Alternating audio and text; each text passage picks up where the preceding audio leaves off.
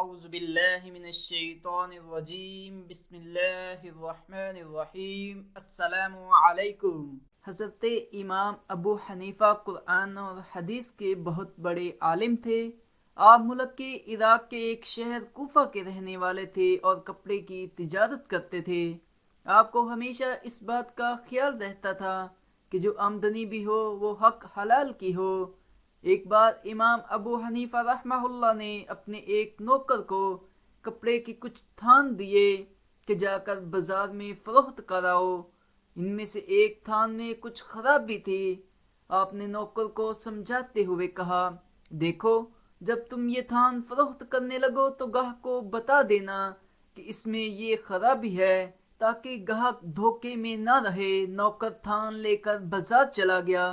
اتفاق ایسا ہوا کہ تمام تھان بڑی اچھی قیمت پر بک گئے، مگر نوکر کو اس بات کا خیال نہ رہا جو امام ابو حنیفہ رحمہ اللہ نے اسے سمجھائی تھی۔ اس نے گاہک کو بتایا ہی نہیں کہ ان میں سے ایک تھان خراب ہے۔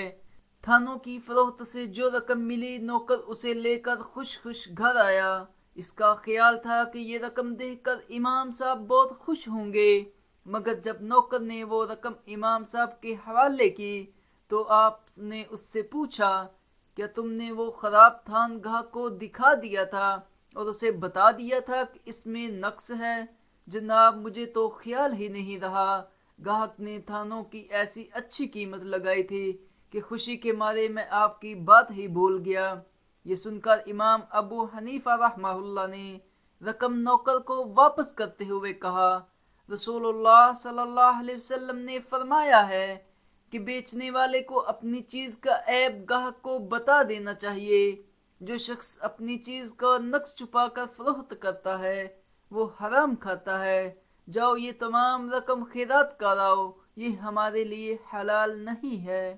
اگر آپ کو یہ کہانی اچھی لگی ہے تو ویڈیو کو ضرور لائک کریں۔ جزاک اللہ۔